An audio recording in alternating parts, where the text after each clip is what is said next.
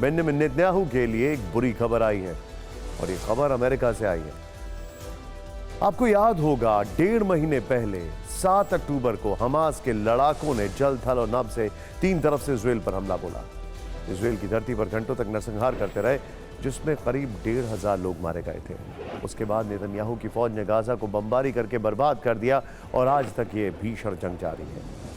लेकिन इस बीच एक चौंकाने वाली जानकारी, व्हाइट हाउस ने आशंका जताई है कि हमास ने जो 7 अक्टूबर को वार किया वो एक बार फिर दोहराना चाहता है। यानी अमेरिका ये कह रहा है कि इजराइल में दोबारा बड़ा हमला होने वाला है। गाजा की बर्बादी की वजह से एक बार फिर हमास, हिजबुल्ला और ईरान धमकी दे रहे हैं कि इजराइल को उसकी कीमत चुकानी पड़ेगी।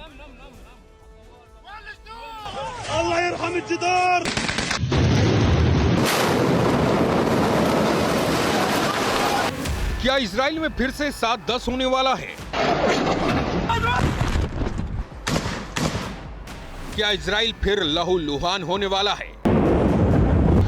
अमेरिका को डर है कि इजराइल के अंदर अक्टूबर में जो हुआ वैसा फिर हो सकता है। 7 अक्टूबर से जारी जंग में वो खुलकर नेतन्याहू के साथ खड़ा है। उसकी नौसेना के बेड़े भूमध्य सागर से लेकर लाल सागर तक तैनात हैं ताकि इजराइल को बाहरी हमलों से बचाया जा सके।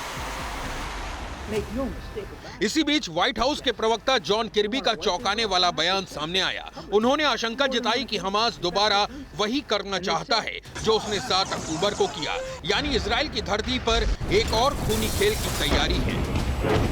Hamas wants, make no mistake about it, is genocide. They want to wipe Israel off the map. They've said so publicly, more than one occasion. In fact, just recently. And they've said that they're not going to stop. What happened on the 7th of October is going to happen again and again. 7 अक्टूबर की निर्ममता की गवाह पूरी दुनिया बन चुकी है। उस दिन हमास के लड़ाकों ने इजराइल में उन बेगुनाह लोगों को मारा जो म्यूजिक फेस्टिवल में जश्न मनाने में जुटे थे। अमेरिका का मानना है कि इजराइल गाजा को नक्शे से नहीं मिटा रहा है, बल्कि वो खुद को 7 अक्टूबर जैसे नरसंहार और आतंकी हमलों से बचाना चाहता है। लेकिन जिस तरह से धमकियां दी जा रही हैं, वो किसी खतरे की घंटी बजा रही हैं। इसका एहसास अमेरिका को भी है। हमास तो इजराइल को चेतावनी दे ही रहा है। उसका शागिर्द हिजबुल्ला भी कुछ कम नहीं है। एक दिन पहले उसने भी इजराइल को धमकी दी, वीडियो जारी कर शक्ति प्रदर्शन किया और लिखा, हम आ रहे हैं। तो क्या ये हमले के पहले के वो संकेत हैं जिस ओर व्हाइट हाउस इशारा कर रहा है?